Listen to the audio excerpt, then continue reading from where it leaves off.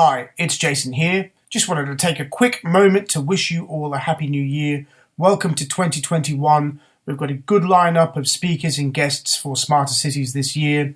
One of the things I've been wanting to do is really get to hear more from you about what you like about the podcast and what sort of guests you'd like to hear from in the future. So you can email me at smartercitiespod@gmail.com. I will endeavour to get back to you quickly. Tell me what you like, tell me what you don't like, and most importantly, keep listening to Smarter Cities and recommending it to your friends. I look forward to spending some time with you today and most importantly during the year as we explore more ideas and more thinking about urban life and how it's changing around us. 2021 and the world is emerging from COVID-19 with the release of new vaccines and a global rollout gathering apace. As we take stock of 2020 and the impact of the virus on our lives, what does a post-virus future look like for property, real estate, and the way we live, work, and interact with one another in our cities and in our countries? Well, futurist and thought leader on the real estate industry, Nikki Greenberg, joins me to discuss this and many other things on this episode of Smarter Cities. You're listening to Smarter Cities, discussions on urban life and how it's changing around us, with Jason D'Souza. Nikki Greenberg, welcome to Smarter Cities. Thank you. Absolutely delighted to be joining you, Jason. Thanks so much for having me. You are a futurist and a thought leader on the real estate industry, and I couldn't think of a better person to talk to about these issues when we're just about to emerge from COVID-19 in a fresh year, when the vaccine is being rolled out in many countries. The impact on real estate of COVID-19 has probably been more pronounced, I would say, than many areas of the world. And I think how it sort of changes and how we're going to change the way we work and live and play. It's going to be a really interesting discussion. So great to have you on. But before we get into it, tell me a bit about yourself. How did you get into this space of being a futurist and thought leader on real estate? Well, I got into this space the best way that you possibly can by being a Lend-Lease alum. So, all the best people come from Lend-Lease. Little plug, not deliberate. It just so happens that, we both have connections there. Look, I started on a very untraditional path in my career. I studied architecture and international business at UNSW. And they were quite smart in actually offering combined degrees of architecture and something else, because as you know, a lot of architects don't stay architects. We move on to other things, but we always apply our, big picture, innovative thinking to everything that we do. So, my career journey, starting in Sydney where I studied, starting at Lend-Lease, then going into, shopping centre design, working for, then I moved into working for Koichi Takata, who a lot of the Australian listeners will know, who's just, an absolute innovator in the architectural realm. For international listeners that might not know him, he's kind of aligned with, say, Kengo Kuma, just kind of crazy, beautiful designs, very elegant. And then moving into, real estate development. But really what happened is that when I went over to New York for, what I describe as a little bit of a look-see trip, because I was always fascinated with the city and wanting to find my place there and had big dreams and aspirations of, being in the Big Apple like many people do, I was exposed to the real estate technology scene and just understanding that really is the future of the industry, because it brings so many opportunities and innovations to bring the industry into the 21st century and beyond. So, when I describe myself as a futurist, it's a little bit tongue-in-cheek. Some of it is for effect, but really for all of us that work in real estate development, and particularly in the early stage planning, that's what we do. We need to start designing buildings, projects, developments, master plans, everything else, when, with a piece of paper or now, with, bits and bytes on the screen. But what we're doing as designers and developers and builders is that we're actually having to project into the future and understand who are going to be the future occupants and users of our developments and what might they need. So, bringing the technology piece into this is something that I'm quite excited and love talking about. And, I'm sure we'll cover off some of the exciting things that I've been seeing and that you're excited about today. But I think everybody in our industry should be calling themselves futurists and really be thinking about, what are the trends and technologies that are coming, and how should we be thinking in a different way about how we're creating places for, future users that are quite different today than they were, 5 years ago or 10 years ago, and changing exponentially. It's so I guess current that you say that, in the sense that I don't think any of us in the real estate sector really foresaw the impact of a global pandemic on real estate, say in January last year. I did this whole video on what I thought the trends were on for 2020, and I looked back on it the other day, and I talked about cyber war. I talked about trade tensions between China and the United States. I talked about a new interest in technology and a bunch of other things. Nowhere in that was global pandemic shuts down the world, right? That was, and I think one of the things I've been reflecting on, and I want to get into a bit, is what the impact of pandemic and health concerns and social distancing, all these words that we really didn't use too much. No one really thought about wearing a face mask in January last year.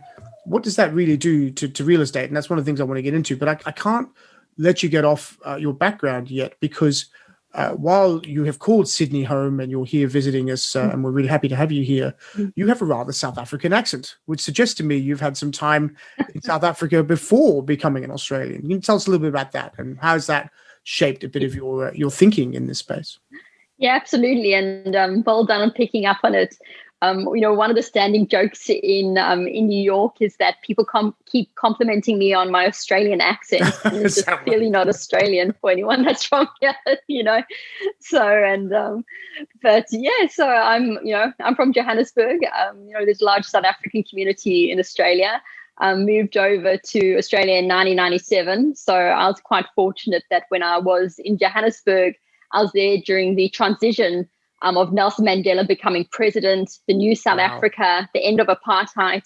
So, it was a very transformative time, becoming the Rainbow Nation, and just also, coming at it from understanding that, diversity and inclusion is a real thing. Discrimination does happen in a real sense. We can't ignore or try bulldoze over social problems. They are real. But, also coming from a developing country, being able to come at things from a place of empathy and understanding that, if you're in a privileged position, as we are in Australia, that, we have jobs, we have incomes, we have a stable roof over our head, we have so many luxuries that, we just take for granted. Coming from a developing country and just knowing that you are very fortunate to have, what we do have. I think this is something that, for me personally, I've always, kept front of mind. And actually, as a little bit of a sidebar, when I was in architecture school and I had to do work experience, I went over to Thailand and volunteered after the tsunami on a rebuilding project. Wow. So when I got into the industry, considering that I subsequently worked on Park Avenue in Manhattan, so a little bit of a shift, my start in the industry and where I thought I'd land up was actually, being like a, Cameron Sinclair from, Architects for Humanity. I did some volunteering with, the emergency architects in Australia, with Andrea Neils, who's absolutely brilliant. But I actually thought that I'd be somebody going into emergency situations all around the world, thinking about, what are some like low-tech solutions that we can use to help build back better. And that's kind of the fundamentals of where I come from. And then, kind of whirled around in a little circle and landed up, where we are today. Fascinating. It's interesting. 1997 is the year I arrived in Australia from Hong Kong, actually. Again, great year. I always reflect that it was a great year. I mean, for me, it was also an era of transition, because 1997 was the year that Hong Kong transitioned from Britain and colonial Britain to back into Chinese sovereignty. And that was a very interesting period of time, because we just didn't realize what an emerging China would be like with a very westernized economy. And I think a lot of things that are happening in Hong Kong now were things that we were anticipating might have happened in 1997. So, it's interesting to watch that. But I digress onto another thing. I want to take you to New York because obviously you went to New York, and America has been on our minds a lot recently. What's your sense of New York as a city and of COVID? So when we look at it, we've got a situation where many large American cities are still in lockdown, prolonged lockdown, 7-8 months. You would argue that America has not handled the virus particularly well. It is now starting to get the vaccine out, which is wonderful. And you hear stories in the media of population decline in New York, businesses closing, and every day you're reminded of the fact that America doesn't have the sort of welfare system, doesn't have the sort of social safety net that we enjoy here in Australia. That has made it somewhat difficult, I think, to respond to the pandemic. What has it been like on the ground in New York, and how do you think recovery is coming? Yeah, and look, that's a big question. And the thing about New York is that it was hit hard, and it was hit fast, and it was hit early. And a big part of the recovery effort was just in understanding that this was completely new territory. Obviously, China was hit, then, Italy was hit. They were under a lot of strife, and then New York was hit. So, we had to have, as a city, we had to, try and understand what's happening with this virus and what's, going to happen to Manhattan itself. One thing that I will say, and I'll just be mindful, and is, it's very unfortunate that in, today, in the climate today, is that something as simple as talking about face masks or about an emergency response can be construed as, a political stance. Mm-hmm. So I'm just going to, not talk about certain topics, but what I will talk a little bit about, it's just maybe some of the things that I've seen as a response, and that I think is just very, very New York. As you've already identified, the city, the city did experience a, I don't even know if outflux is a word. We're so used to using the word influx, an outflux of, people going out to their holiday homes in the Hamptons, or going back home to their families. I know people in their, 40s and 50s that have been living with their parents for the past few months, mainly just to get out of Manhattan and the uncertainty there. And obviously people working from home, but the return to the office being very slow. So even when people could return to the office, the numbers in Manhattan were very low, and CBRE, I believe, put it at about 15%. And this is during a time when the COVID rate was under 1%. So, a huge amount of, financial impact, obviously. The city lost, there's typically 67 million tourists every year that come to the city. Broadway and productions are closed indefinitely. So there's a lot that's really been disrupted there. And as an industry, it's been, it's been a difficult time. But, that's the framework we're working with. But then at the same time, New York is New York, and New York really does have, especially within the real estate industry, just some of the most passionate, dynamic, educated go-getters, that you'll ever find. And what I've seen from the response from the industry has just been absolutely incredible. And there's been, leaders such as, Scott Reckler, who's the CEO of RXR, really, fighting the good fight, being on, TV, being out in the press, just talking about, what we need to do as a city to get people back into the office. And in understanding that coming back to the office is not just about, hey, workplace culture and, let's all get together. It's also about understanding that it's a population coming into the city, that it's a population that, goes to restaurants, goes shopping, catches the train, supports the infrastructure around it and supports the jobs around it. The number that's been floated around is that for every office worker, they actually create 6 other jobs, be it in, admin, cleaners, the guy at the hot dog stand, and so on and so forth. So, it's interesting, obviously I look at things through a real estate lens, but the response to, to COVID and, the recovery of New York and Manhattan, I see it as being a real estate solution. It's a spatial question. So there's a lot that's happening there, which is quite interesting. There's also, and I'd encourage your listeners to, Google it again. The NYC EDC, which is the New York City Economic Development Corporation. They've been doing a lot in the prop tech space. They were doing amazing things just from a real estate perspective when PPP was in short supply. They were finding spaces that could be used for manufacturing of face masks and of, protective wear. Again, it became, a real estate, question about, space manufacturing. And having just incredible, fast, streamlined response to just do everything that, whatever anybody could do, they do. It's all hands on board. So, you just kind of saw in New York, not everything's pretty, but, people have a fighting spirit and, the hashtag is, New York strong. And you see the best of it at times of need.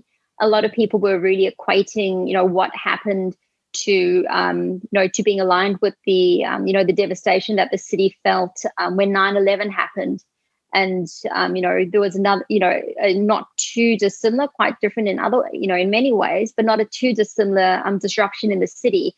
And people also knew that, we've been through this, we'll pull through this. We need to all kind of, bind together and support our city, support people that are having a hard time, having, being very conscious to have honest conversations with others in the city about, real connections, about saying like, really, how are you? And, how can I help you?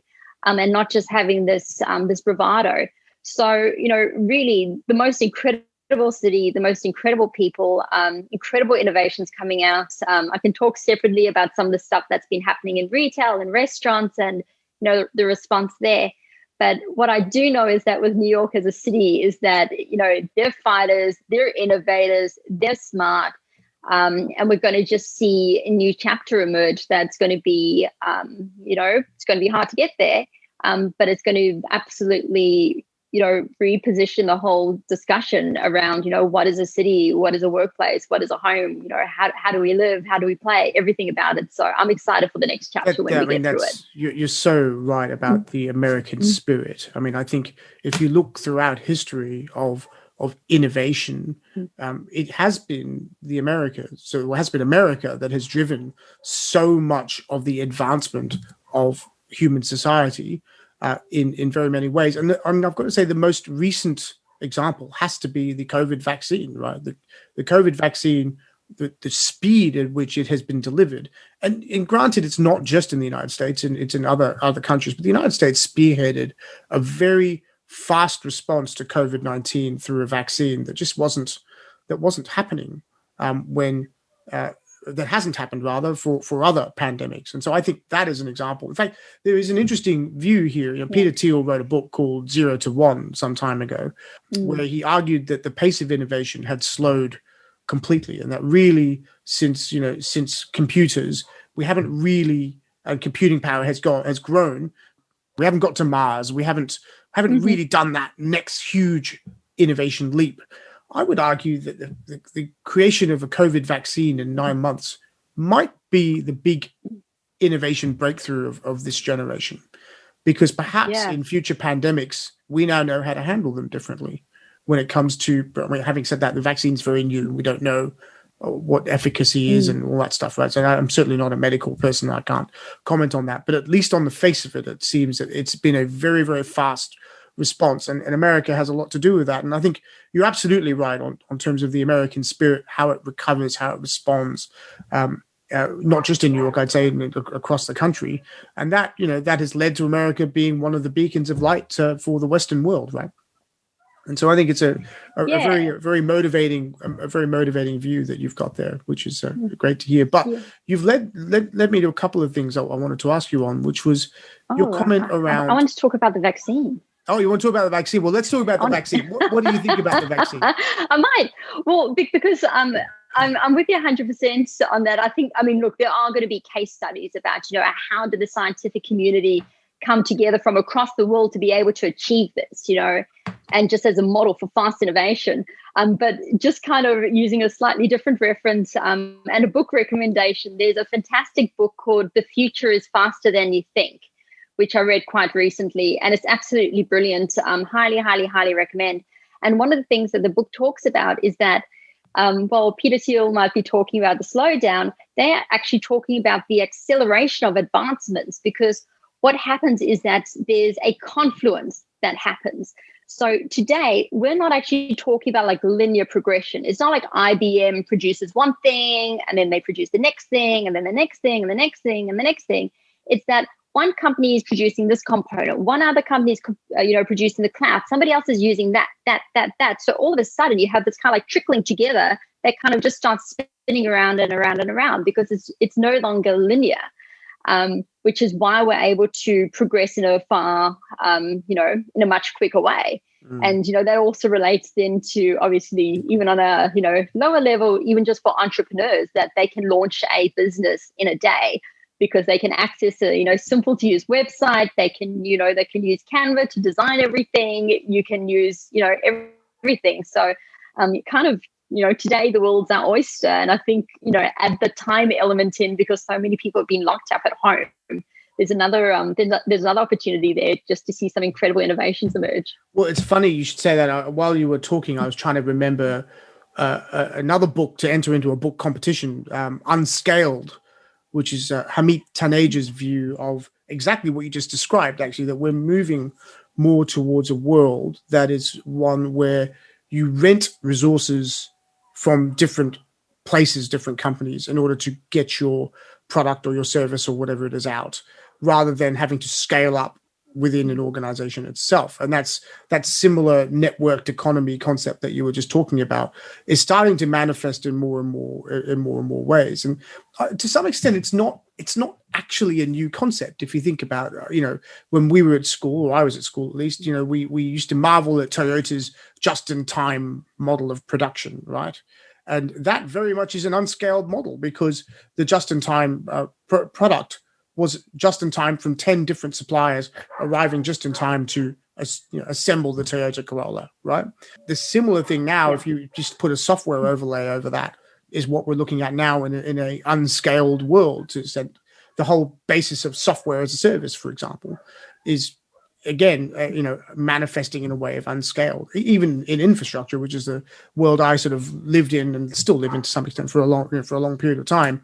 We're now seeing more and more examples of people renting infrastructure to do what they're doing, whether it's in energy, for example. It's a good example of that. It's in the old days, there used to be competing energy companies that would have every part of the value chain from generation, transmission, distribution, retail, all in one thing, and you'd have competing energy companies.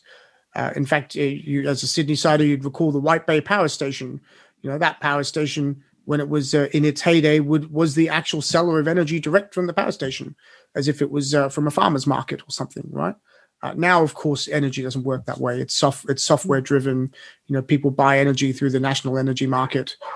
It's all unscaled, to use the terminology. So I agree. I think one of the reasons why the vaccine has been developed so quickly, I would just muse that it's because of the ability of information technology to share results and research and intellectual capacity quickly.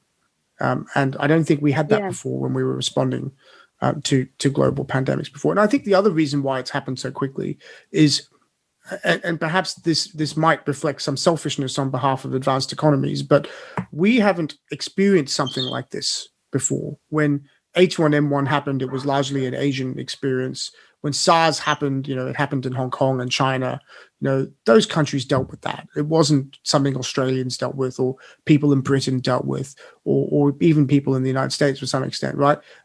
It was their problem. So we didn't really know how to respond. And so when you now look at this, we haven't had the experience. So in all the Asian countries have done very, very well during COVID-19 because mask wearing was something that they just did as a consequence of SARS. In Hong Kong, it's pretty common. In Japan, it's pretty common, right? How to respond to an epidemic there were protocols already in place for Hong Kong, Thailand, China, right? Places like that. So the response was a lot more effective and rapid in that sense. So I think we, having now had this experience in sort of advanced economies, will be much better placed next time for the next pandemic. But you are prompting me to think that we really should have as one of the guests on this podcast, a proper medical professional to tell us what the impact of this will be in a post-virus world, and what role technology will play. I think that'd be a discussion. Yeah, 100%. And I think also, when I always love hearing out of industry, insights, because again, I think it's our responsibility to then translate that into the built environment and find lessons from it. It's interesting when you start talking about, the Toyota just-in-time model. I actually kind of laugh also because when I was at business school, it was always about Toyota and Boeing, and I'm like, we're in Sydney, everyone's in property development. Why are we learning about the automotive industry? But it kind of also comes down to if we kind of take some of those ideas and you're talking about the supply chain of being able to get resources from different sources. When we then take that into a spatial sense, this is something I'm very interested in. What it becomes is actually about, the shared economy, and it's about, efficiency. The most obvious one being around Airbnb. If I'm going on holiday, why shouldn't somebody be able to stay in my place? In New York, we had, and I don't know if it's something that's being done here, but there was an operator who turned restaurants and bars that were empty during the day, turned it into, co-working spaces where they provided Wi-Fi and everything. And I think there's such an elegance in understanding if something's not being used by you at the moment, why doesn't somebody else use it? And why don't you get some revenue out of that? And then you're reducing waste because you're producing less.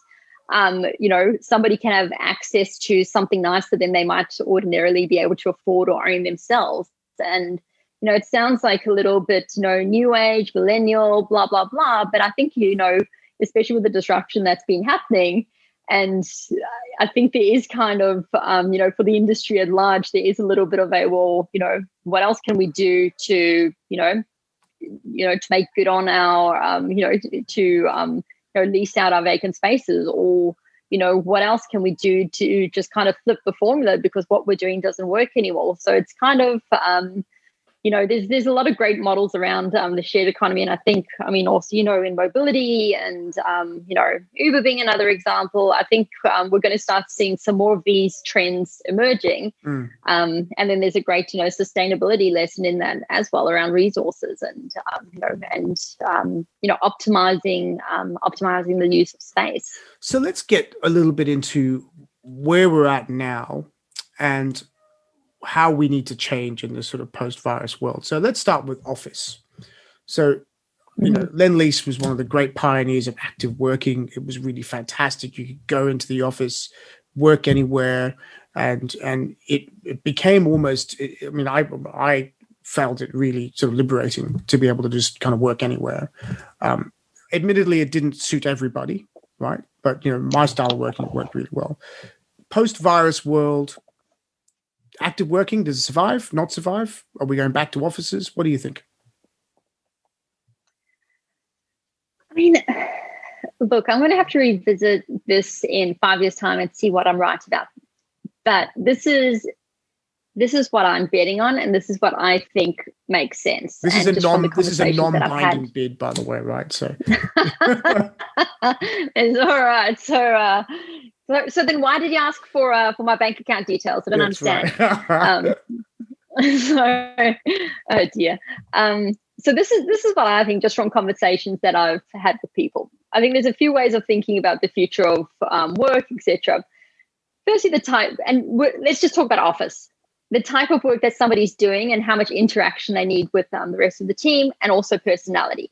So, for example, if somebody is working in finance or accounts, they're probably doing a lot of concentrated work. They just need to do things very accurately. They probably don't need to be collaborating with people a lot, versus, say, a marketing team, which has, more of an interface with, collaborating and creating. They probably want to be able to have more face-to-face. But then I think you kind of layer on top of that personalities. Some people, for example, salespeople, even if they don't need to be in front of their teammates, they have a tendency to be more extroverted, more social, and they want to be around people. Versus an introvert, which, is the category I fall into, where I just kind of rather just like sit down, concentrate, speakers on, headphones on, just like leave me alone for a while, let me know what I do. And then, of course, then there's also, people's own, home situations and, preferences, etc. So I think there's, you need to, in a sense, almost build an avatar or a profile of different user groups to get an understanding and to, and to study the right response. But kind of broad brushstrokes, what I think is the model that I think is quite interesting, and I think we'll start to see, is 3 days a week, having people in the office, 2 days at home, which will probably tend to be, Monday and Friday, because, people do like to have that time when they can do their, work at home, or just, when I say home, I mean, not in the office. We can talk about, third places, etc. But just have a time when it's like, I'm managing my own time. I'm not responsible to responding to, meetings or somebody kind of tapping me on the shoulder, etc. So that's kind of my quiet, productive time. But then also being able to have 3 days a week where you have, collaborative time and just organizing schedules around that. So that's kind of what I think is going to happen. I think part of that real estate piece is having fixed offices, Lend-Lease branded, beautiful office, but then also in the same building, then have spillover space into a flex space operator that then has those hot desks for everybody else in the building to use at whim when your dedicated space doesn't necessarily accommodate, the individuals and the functions and the meetings or whatever. That's interesting. So you have a core space, that's your using. A core space, and then lots and lots of different companies sharing space. Yeah, and look, I didn't invent this. Somebody very smart actually invented this, and that was Microsoft. And I visited their headquarters in Amsterdam near the airport, back in 2019 towards the end of the year, and that's exactly what they had. They had near the airport, because they know that people are flying in and out. The ground floor plane was completely open to the public, great Wi-Fi, great cafeteria. People could use it as a co-working space. Then they had, the next floor up was, a showroom, a little bit of an innovation space. The next floor up was a big open plan meeting space and cafe for all company, all hands. Then they had a few meeting rooms. I think they had 2 floors of dedicated office. And then they had, I think, maybe 3 floors of a flex space operator.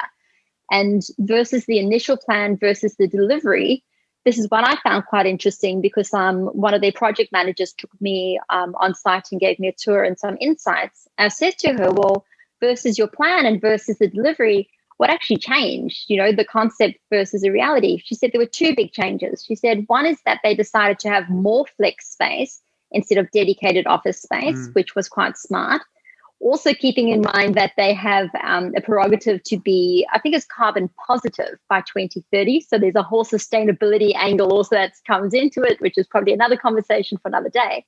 So they actually wanted to have more flex space, less dedicated office space. But the other thing was that they actually needed more charging bays because everybody had a Tesla. Yes. Well, actually, I don't think we should. I think we need to cover sustainability because it's so important to this whole debate. But let me ask you this though: in that model, when you have multiple organizations in a flex space, and by the way, it's becoming more and more important, the whole combination of core and flex space. And in fact, Lend-Lease has just come up with this concept called the local office, which is in Manly. And it's basically a space that you can be a member of and go there and work there with access to meeting rooms and a printer and whatever else that you need there without having to travel into the office. Amazing. That was pre-pandemic, this stuff was starting to emerge. Right? And it was they should double the size already. Well, that's right. And, now we're sort of seeing that expand as a product and into other places. And so there's a whole question around the CBD that I don't want to lose. But the question I had, though, is how do you protect IP in that type of scenario then? If you're working in a flex space and you're working on sensitive information or whatever, how does that work? right? And I'll tell you why. I went to this lunch with a bunch of real estate people, actually tenants in CBD buildings, and one of the things they were saying was that there were two things that they were worried about. One was the fact that they're not seeing their young staff, and as a result, that the young staff are not being trained properly, they're not being mentored. And while the young staff thought it was fantastic that they can surf in the morning and sort of just dial onto a video conference, they're actually missing out on critical workplace development. And the second one was IP protection, because a lot of their young staff share houses and they might work for competing firms, or they might work for or the firm that the guy that they live with might have a conflict of interest, and managing those conflicts of interest, even though it's within a secure technology platform, is interesting. How would you do that in a flex space? It's interesting how you kind of phrase it, because it's not actually a discussion that I've heard really brought up as a concern. I think within a share house, the likelihood of competitors living in the same house, that's probably been a problem all along, people always bring their work home. I personally think if you're working on a computer, the screens are pretty small. If somebody really wants to go creeping around, then dare I say that, then that person's a creep. I think the question more about is, if somebody's actually on the phone or on a call. So, I mean, that's just really an acoustics question, that you need a sound isolated booth that people can go in to make private phone calls. And if you're in a flex space, I don't think it's polite anyway, if you're in an open plan, to be having a loud personal conversation. So that would be my very simple fix. Yeah, it's interesting. We have a product in Singapore called C-Suites, and the concept there is it's not quite a flex space, but what it is, it's a series of offices with shared resources, shared common rooms, shared resources, so shared meeting rooms, shared all hands spaces, all that sort of stuff. But one of the things that C-Suites developed was a phone booth. Right. So if you needed to have a private conversation, you just go into the phone booth. Right. And I commented to my CEO that I thought that Superman would be quite accommodating in that phone booth. He didn't find the joke funny, but there you go. Anyway, I digress. So I think that's really, I think where you're going on office is really interesting. But if it is a case, though, that you can start to move to a more distributed model then of, say, a local office, or say, lots of different flex spaces, what does that mean for the future of the CBD? Will we start to see, the New York CBD in Manhattan disperse? Are we going to see less use of buildings? I mean, what does it mean? I mean, I know in a Sydney context how important the CBD is. In fact, I might get my figures wrong here, but I think at one point Sydney CBD was 7% of GDP for Australia, right? It's a very, very important part. And economists like Ed Glazer argue that the beauty of a city is in the fact that you can collaborate and bump into people and really make mistakes in a city and learn from them quickly, whereas you don't do that in a dispersed way. And one might argue you don't really do that over Zoom either. So if we're all going to be working in sort of more flex-based, distributed, maybe not with our colleagues, what does it mean for the CBD?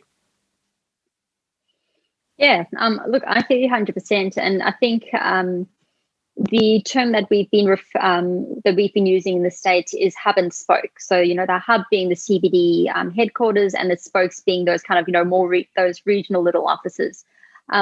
I do believe that there is a need for everybody to come into the CBD, and actually, I love working in the city. It's vibrant, it's convenient. The convenience factor really has to come into play. It's literally called the central business district because it's central. So you get people coming in from, different areas of the city, wherever it might be, into this common point. So it actually tends to be the most convenient point for people from different areas of any city to me. Definitely the case in New York, in Manhattan, definitely the case in Sydney, arguably now Parramatta can be considered that, but people from the eastern suburbs aren't going out there. So cities have always existed. They've always been a place of, gathering, innovation comes through bringing the greatest minds together. Just because people can work in a different place, it doesn't stop them wanting to actually, be in the heart of it. And I think a very simple example is, a couple of simple examples is that, for me being back in Sydney, I've wanted to catch up with people. When people are in the city, I can have back-to-back meetings in person, have those relationships. If somebody's working from home, I then have to go to another location to be able to set up a phone call. Or if somebody's not in the CBD, then I have to schedule that meeting on a different day when I'm actually going to take my car out. So it's an inconvenience factor to not being in the CBD. So I don't think the CBD is dead or dying. I just think that it's going to be, I wouldn't say reconfigured, but we might be able to get, a different model happening in there. I tend to agree. But I think I tend to agree. I mean, I was being provocative in suggesting the death of the CBD. I mean, I don't believe it's going away. And there's a couple of reasons for that. And one you've articulated well is that you need people to come together to collaborate. I just don't believe you can do that via Zoom. Because I think as human beings, we instinctively like to be together.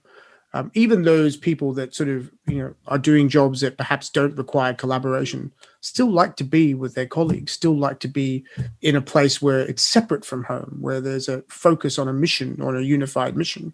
And that's why corporate spends so much time on values and mission, is because you want to unify together. And I just don't believe you can do that without being together in a place. Certainly from a personal perspective, where I spend a lot of time, working in corporate development, you spend a lot of time talking to other people. And look, the technology is wonderful. I mean, being able to talk to anybody in this way is fantastic. But it's a lot easier if you know the person first, right? If it's somebody you've got a personal relationship that you've had the chance to have dinner with, or that you've spent time in a workshop thinking about how to put a deal together or anything like that, it's much easier if you've met the person and spent some time with them, learned a little bit about their background. So I agree with you. I think the city's not going anywhere for that reason. As human beings, we like being together. Well, I mean, also we're human beings. We're animals. We sense a lot from just meeting somebody in person, and that's how you build trust and you build a rapport.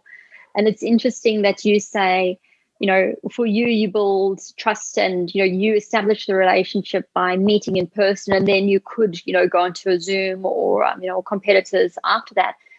For me, being in the prop tech and innovation space, the prop tech community is global. So, we share insights from all around the world. And I know that your team is also located in a whole lot of different locations, but for me, most of my, most of the people that I know in the sector are from different markets outside of New York. So, in most cases, I met them through LinkedIn or an introduction by email or through a WhatsApp group and an introduction that way. And we've connected either on a phone call or a Zoom call. And, we've been able to keep up, a professional relationship, and a friendship in that kind of a way. But it's really been when we've gone to these big conferences, in Paris or in New York and London, where we get together and we get to meet in person. It's like, we're super excited. And that's, when we get a drink, we can talk about, what's happening in people's families, and, you have the casual introductions. That's the way we've been doing it for a while. That's the way we'll always keep doing it. Business, especially our industry, it's all about trust and relationships and rapport, and that's not going away. But things will also become a little bit more efficient when you can just kind of have, quick back-to-back meetings with busy people over Zoom without travel, and, the real place for everything, I think. Well, it's just like how the text message replaced let me ask you, So, some of my older colleagues still don't understand the need why people love text message so much. Well, it's because, it saves a phone call if you can just go a quick text message. So I think, I agree with you entirely. Let's go to Resi. We're on a roll here. We've done office. They've solved that problem. Oh my gosh. Let's go to Resi. So okay. Let's think about apartments. Yep. So, apartments, what were apartments? Apartments were sort of designed in a city context where everything was at your doorstep, right? And so you could go out to the apartment, you get your public space from the apartment. Outside of the apartment, you could get your shopping done very quickly. You could do anything else, and you'd come back, and lay your head at home. You weren't meant to spend 24 hours a day in your apartment, right? And apartments have been getting smaller and smaller. UK apartments, are, what are they, 50 squares are some of the smallest. I think the smallest are 50 squares here as well, has been the sort of latest standard, if I'm correct. But in a world where COVID-19 has forced us all indoors, does the apartment still work when you have two people living in a small apartment trying to video call at the same time, not being able to go outside? Granted, that will go away with the vaccine. Is there going to be a massive change in the apartment? Are we going to see the return of the larger apartment with the study or study nook? Yeah, good question. And I think it starts with first understanding, okay, well, who are the residents? It's very different for a single, a couple, or somebody with young kids, older kids, etc. And I think it seems that globally we've seen a common trend where there's been a move away from smaller apartments to to larger apartments, especially when there's a couple in there that need to be on work calls and have, again, that acoustic privacy, just being able to get away from each other. And also when you start being, cooped up inside, and not being able to go out and explore the world, it becomes a little bit of a different entity. I think it's interesting when, kind of starting at the basics, say, single occupant in an apartment is it's quite interesting because at the moment I'm staying in an absolutely stunning Harry Seidler designed studio in Elizabeth Bay with the most incredible views. Wow. And I couldn't be happier. And because, I think Harry Seidler was a genius. Obviously, he designed some eyesores, but for residents living in his buildings, it's designed for the climate. No air conditioning, but, huge windows and just a very simple way of living. So, the model of being able to have, your home is where you rest your head and then you go out and you enjoy the amenities of the city. That works in this context. Elizabeth Bay has, the harbour and the cafes, my friends are up the road, my family's close by. I don't need a car. I don't need more space. I don't need anything else to worry about. So is this fun for me? Great. If I had to add an amenity to this building, however, it would actually be a co-working space because every so often I do want to get out of, I'm working from home at the moment. I do want to get out and I find it quite impolite to go to a cafe and sit there on your computer all day. It's not nice for the owners. It's not nice for other people there. And it's especially rude if you want to take a phone call. But, I would love to see an amenity here where I can just, have a third place to go out. For couples in a space, so you're saying a co-working really come to the surface is, are you saying co-working in an apartment block? Is that what you're saying? Like, so be an apartment block with a co-working space. Oh, interesting. Yeah, exactly. So, just as an amenity, it can be just a private amenity for the building, or it could be something that's run by an outside operator. There's also opportunities for that in the same way as you might have a gym that's private for the building, pool. Or yeah, right, interesting. Exactly, so you'd have a sort of new common resource in the apartment building is to respond to what we've been as a co-working space. I like that. Well, that's it, and I think you even see it. Just to kind of flip back to office for a moment. This notion of working comfortably in a cafe is, it's pretty cool. It's pretty comfortable. It's a lot more social than being cooped up in your apartment. But, even just like walking through the CBD today, just seeing all of these, these beautiful office buildings with these beautiful lobbies and nobody's using them. I'm like, well, why don't you activate it? Why don't you make that? Like, yeah, bring your laptop down, sit on the sofa and kind of like type away. And, as you do at home, sitting on the sofa, like, why not actually open these spaces up to be, to be revitalized? So that's a little bit of a segue. It's such a good point, though. The beautiful lobbies of buildings. I went to a building recently which had just been redeveloped, and their reception area is a co-working space. It's got a cafe in it. It's got desks, charge stations. There's sort of little meeting pods, and anybody can go use it. Like anybody can go use it. In fact, at level 13, level 14 at Barangaroo is somewhat similar. There's a cafe there. There are pods, and anyone can hang out there. Often, my clients will come up and have a meeting with themselves before they come and meet me. Right? Which is great. That was the whole purpose of trying to activate your reception area and be a client responsive organization. I think that's a really clever way of thinking about it. Yeah. But I do wonder about I think you could even be generally. building lobbies on the ground floor, sorry to interrupt you, on the ground floor could even be even more activated than they are now in many countries, not just in Australia.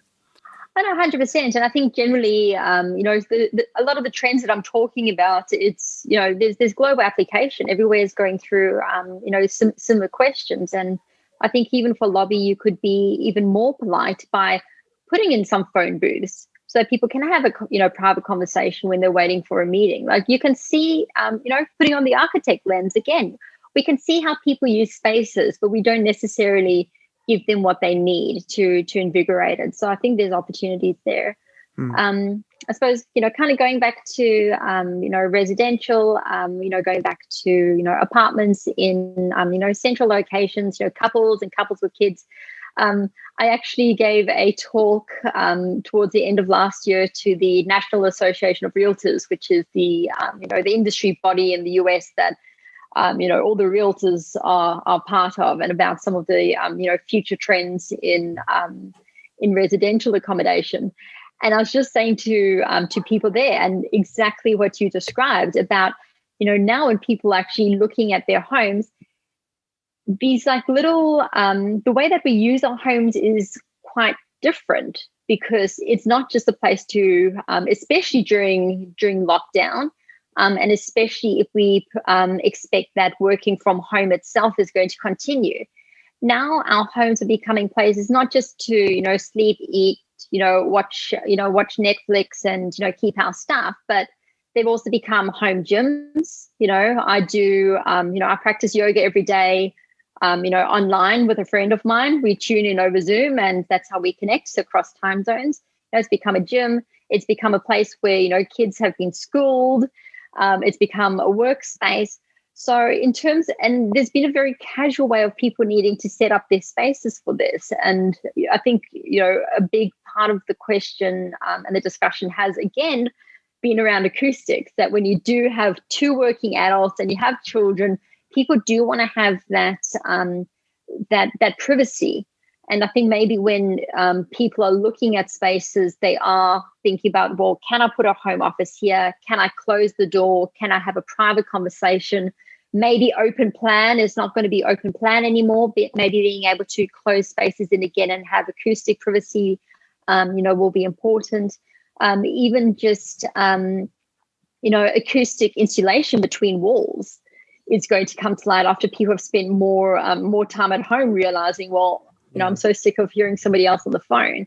So look, I think people are going to start looking at different attributes because we're using our homes in a different way. And, in the US, having an amenity suite is very, very important for buildings. Whereas, having, the common room and the movie room and the kids' room and, the swimming pool and the gym, like that's very coveted there. I believe partly because of winter, that you can't just be out all the time. Whereas in, the trend in Australia that I found, at least during my career, unless things have radically changed recently, which I don't believe they have, is that we want to try and keep our strata levies low. So we don't want to have the pool. We don't want to have the shared spaces. We don't want to have high outgoings. We just want to have a bare bones apartment in a great location that we absolutely love. And then we use outside amenities, but that might start to change, and I think there is room for that to change. I think that's right. I think there's definitely going to be a shift in thinking around what to look for in a home. If your home is more than where you just lay your head, if your home is now an office and it's a place where you educate your kids, and it needs to be multifunction, and you still want to be in an apartment, you still want to be in CBD, and you can't necessarily get those amenities from somewhere else, then I think it's quite an exciting time for urban redesign, right? Or urban design generally. And I really like your comment around, trying to understand how people use things, and architects actually focusing on what the consumer is using the product for. Because I agree with you, it's not something that always happens. Like you see so many design decisions where you kind of go, well, they never asked a user that question. Why did they decide to do that? So that's a great segue then into prop tech, which is something I know we both want to talk about. So you are the founder of Women in Prop Tech in New York, which is a tremendous achievement to be building something like that. And you're the chair of ULI's New York Technology and Innovation Council.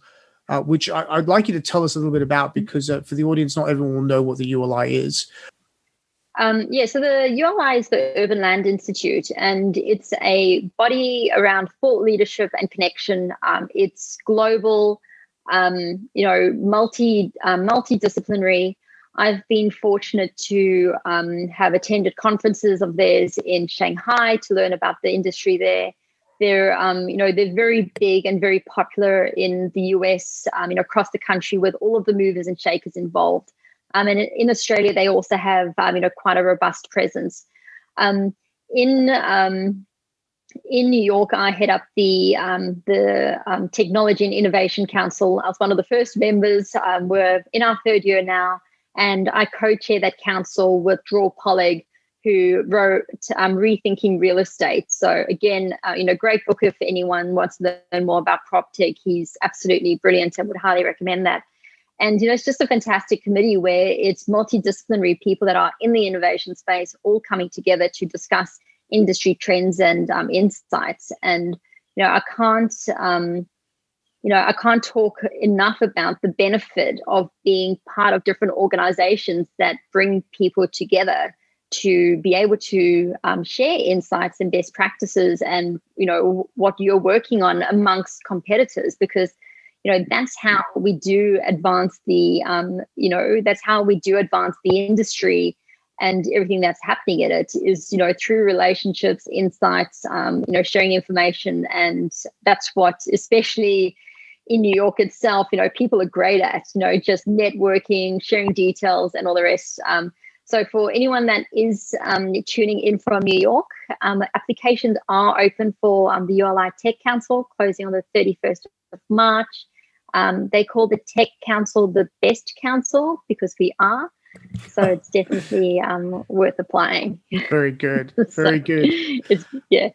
And tell me a little bit, just before we get off this then, on your Women in PropTech initiative, because I think there's probably a confluence of both somewhere there, right? Yeah, 100%. So what I found is, when I was in New York and I was very interested in learning more about, PropTech and meeting more people, I was looking for a networking group because, networking is essentially how everything happens in the industry. So I wanted to connect with more women. Whenever I was going to events, it was always myself and a woman, Layla Collins, who used to work with Metaprop. We were the only women in the crowd, so we became friends. We're like, well, where's everybody else? Like, this is the future of the industry.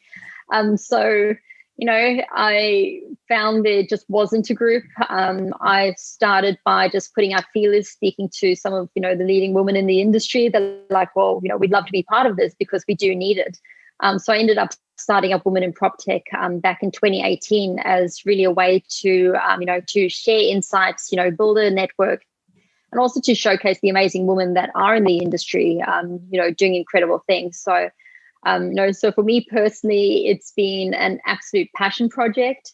It's been a little bit cheeky on my behalf because I was running some conferences and I'm still, we still have series of PropTech Insight webinars, which are great to tune into, but a little bit cheeky on my behalf because basically I wanted to learn as much as I could about the industry and what everybody is thinking.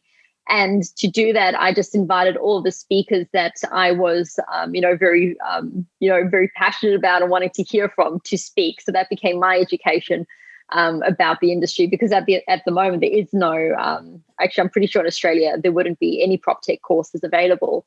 But even in New York at the time, I think maybe about 2 years ago, there was one university offering one PropTech course and, part of the full-time curriculum. So education in the space is somewhat lacking, and it just became a passion project for me to meet great people and learn about the industry. Fantastic. But I mean, do you think education's lacking because it's so much on the edge? I mean, PropTech is a pretty new concept, right? I mean, it's evolving every day. How do you teach somebody about PropTech? Isn't it something that someone's innovated or doing in their own context for their own development, and and they're trying to get an edge in their development? I mean, how do you teach that? Yeah, and I think and that's a good point. Like, PropTech in itself is essentially like the new wave of technology that's coming out. Obviously, in our industry, we haven't been working on with pens and paper and an abacus, to this date. We've we've been using technology in different ways and different forms. Prop tech itself essentially, refers to this kind of newer generation of, technologies and innovative models coming out. And that's something that can't and shouldn't really happen in a silo. If somebody's, for example, starting up a co-working space, they can learn from what others have done before. You don't need to reinvent the wheel and come up with your own app or technology to operate it. Somebody else has already figured it out. Within the prop tech space, because a lot of these technologies and innovations are quite new, they don't necessarily have a name out there that you can just Google, okay, well, co-working operations software, and you're going to come up with the right solution. It comes through, discussions and understandings about, who's doing what is best practice, how can it be improved. So it is very much a collaborative effort. And also just kind of getting away from some of the clunky legacy systems that were developed pre-cloud, pre-mobile apps, pre-mobile devices that haven't necessarily been able to keep up with some of the advancements at the same kind of speed as the startup community. So it's quite important to be able to be, nimble and across different trends that are happening, and quite honestly, also take a chance with something that may not be tried and tested and true because it's all new to us. But having a mindset of going, well, let's think of a problem, let's think of what we'd like the solution to be, and then see who else is out there that's tackled the same problem or has maybe come up with a solution that we can pilot or learn from. It's so true, isn't it? I mean, I think I start from this whole prop tech thing from a series of principles, right? Which is, well, what do we need to do in a real estate setting to help people make life easier for people and become more productive? Like, and just start from those two principles, yes. Right?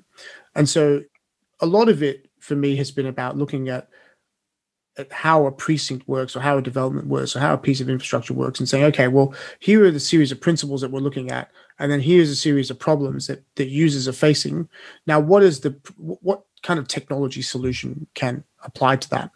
And we do it every day in the real estate and infrastructure industry in small incremental ways, but let's take big ones. I mean, I look in New South Wales, while you've been visiting, you will have seen the Service New South Wales app, right? That you have to go and check in when you get into a particular thing. Right? That's a form of prop tech. What it's doing is it is actually going and turning real estate into safe spaces, because that when you check into a place, if there is a case of COVID-19, you will be contacted, you'll be told to self-isolate, and then you'll receive instructions from there, right? In fact, I noticed Andrew Yang in New York, who ran for president on the Democratic side, is now running for mayor of New York. And one of his policy positions is to implement a similar sort of app. But there's a twist on it. His idea is that you get vaccinated, and then your app will say, I am a person vaccinated for COVID-19. So when I check into this particular place, that I'm a safe person to be there. And that's what's going to facilitate a return to the office. And there's a whole bunch of privacy questions there. And, are people going to be forced to take the vaccine, and all that sort of vaccine efficacy and anti-vax stuff that goes into that as well. And I don't think we'll cover that, right? But it's a really interesting way of using sort of the mobile app concept. And the other thing around this that I see on these trends is how the mobile phone has become so much more than a phone. In fact, it's almost being a phone is almost secondary now to it actually being the device that allows you to participate in society. And the contact tracing app has made it more so now than ever before, right? So if you now need an app to get on the train, to get off the train, or bus or whatever, to then check into your building, check in at your desk, whatever, then you cannot be a person without a smartphone. And ironically enough, this is, I often talk about how sci-fi is the advanced way of thinking about what's coming for the future. The Star Trek, The Next Generation foresaw the iPad. Some 30 years ago, they were running around with these sort of, grey things that they could see and read. There's a wonderful sci-fi series called The Expanse, which is a series of books that's now been turned into a thing on Amazon, and they always talk about their personal device, and without this personal device, they cannot function in society. Without it, there's no way of them being able to integrate. I think that's a sort of fascinating place that we're heading to as sort of human beings, where we're more integrated with technology than ever before. And I'm excited by the opportunity of it, because I think technology is an enabler. But how do you feel about it? I mean, I know you're enthusiastic about it.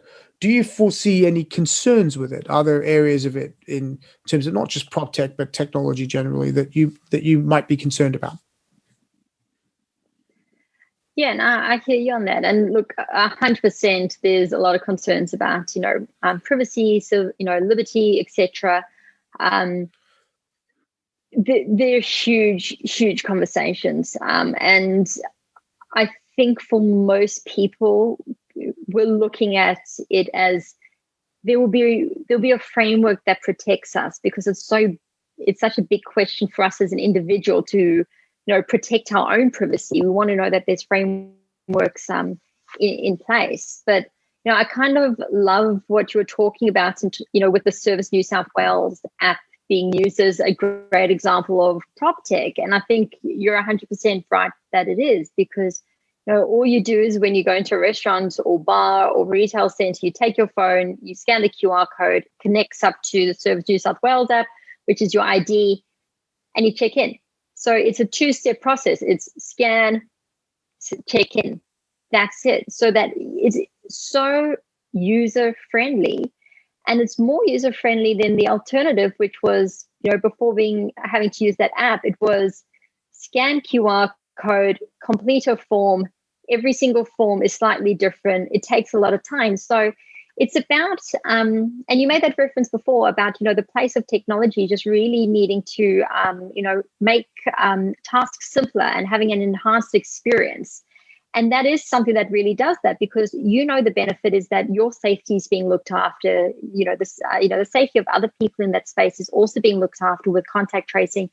And the cost is all of 2 seconds scanning in, and that's it. And look, people can have different views on this. My personal view is I'm not super concerned if the government knows that I was down at, the Lookout Cafe, 5 days a week because I've scanned in there. I'm kind of okay giving that information away because I know the benefits are right as a result. But I think, something I kind of want to throw into the mix, though, is almost like around that, like the next generation of usability. Obviously, in some countries such as China, facial recognition and biometrics can be used more, with greater prevalence. And there's obviously a lot of concerns around that, which I won't go into now. But, one of the things that, I'm quite excited about when we start thinking almost about like the next generation and that seamless integrated experience is, what happens when we start taking our devices out of the picture and we start using, different ways of interacting. You made reference to some people thinking about, the move to using a text message. First we had phones, we made phone calls, then we moved to text messaging.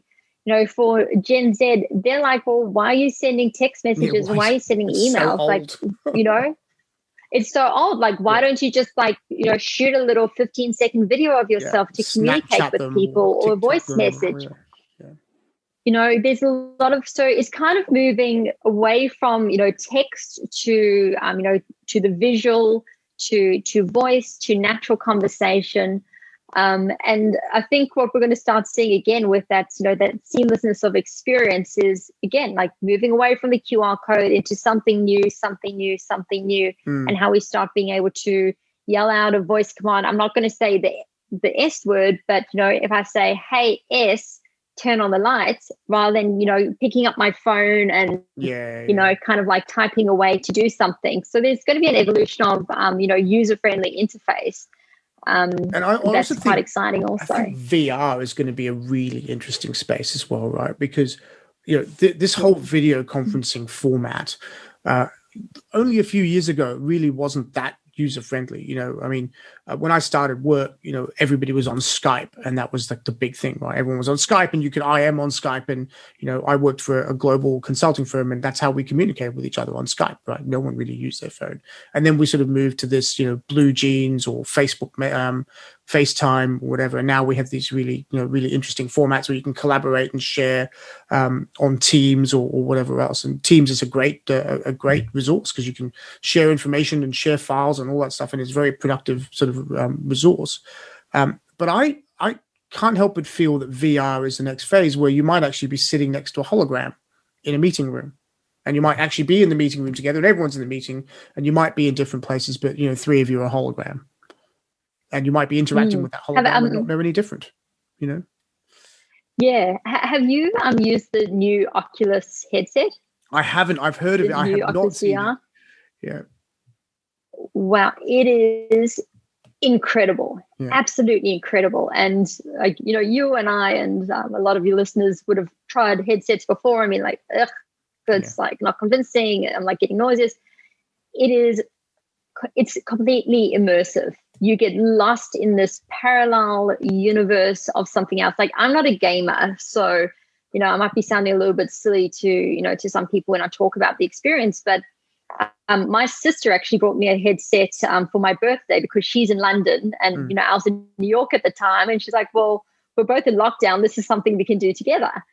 And what we did is, the one time, we were both complete novices, but, we're learning to use it. We put it on and we went into some like play. I think they call it the rec room, where you're meant to like meet up with people, and we couldn't find each other.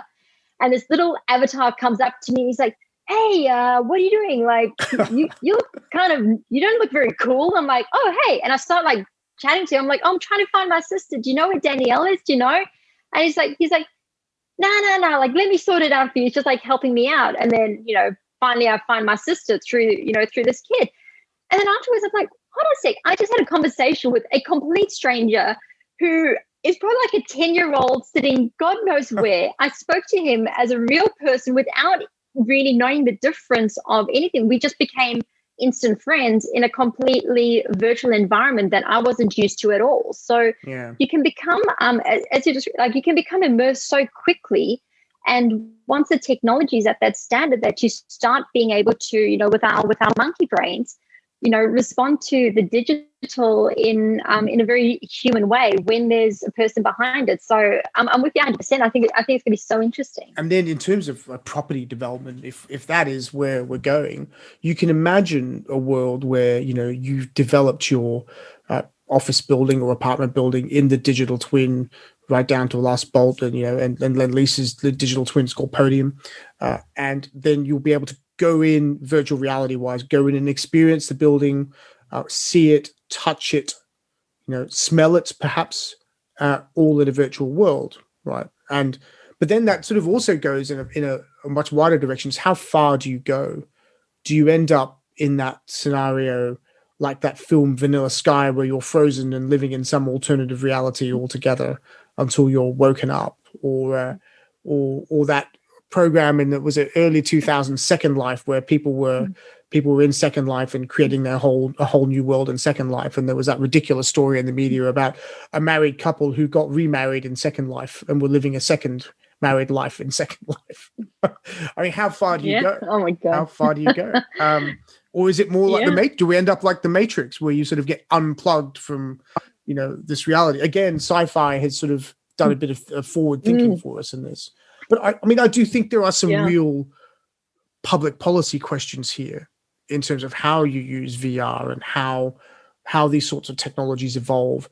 And while we all see them as enabling technologies, things that actually help us to make life easier, be more productive, those are important things. And I think that there will be a whole bunch of regulation and public policy around these things that I don't think we can even imagine how they're going to deal with that. And if anything, we've seen, not just in the US, in any jurisdiction, how slow a I'm going to say analog government. It's not a term I've really that really makes any sense, but it's more like the way we approach our legislation, the way we do parliament, the way we consider these public policies. Are they fit for purpose for dealing with this evolving world? I listened to a podcast with Eric Weinstein the other day. He's sort of an intellectual in the United States. He's actually, speaking of PhD, he's actually the CEO of Teal Capital. And he does a lot of thinking. He's sort of a physicist, and he basically makes the point that today's politicians are no longer equipped to do the job because they're not technical people. They're not schooled in this world whatsoever. And when you have a Speaker of the House and a Senate Minority Leader and a Senate Majority Leader that are in their 80s, a president for that matter who's approaching his 80s, are these people really in tune with this sort of change of technology? It's a provocative thought. Maybe they aren't. Yeah. Maybe we aren't settled. It's been an absolutely fascinating conversation. We are well over time, and we'll have to end soon. But I will leave the last word to you. What do you think is coming our way? What are the 3 things you're excited about in 2021 as we emerge from COVID-19? Oh gosh, I love ending on a positive note. And you're right. Time has absolutely flown by. So 3 things that are coming our way. I think we are going to see incredible ideas coming out that we would not have expected to see. The last recession brought the shared economy, brought the gig economy. So I think we're going to see, some innovations that we did not expect whatsoever.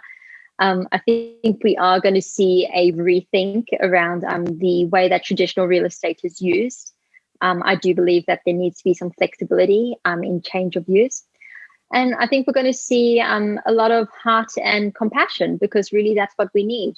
We're very fortunate here in Australia that we have, managed COVID and the situation pretty well. But, the globe and, our friends and families and peers around the world, they're having a pretty tough time. So I think we're going to see, the best of the human spirit, and I hope that we do.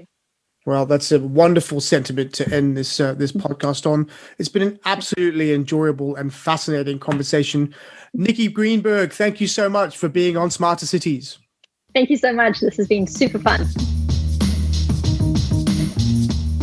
Thanks for listening to this episode of Smarter Cities. Please do subscribe to us on Spotify, Apple Podcasts, Stitcher, or LinkedIn. Leave us a rating, it always helps. And tell your friends about us on social media. Intro and outro music is by Bruno E. at Public Memory. We are produced by Social Titanium out of New York. Check him out at socialtitanium.co.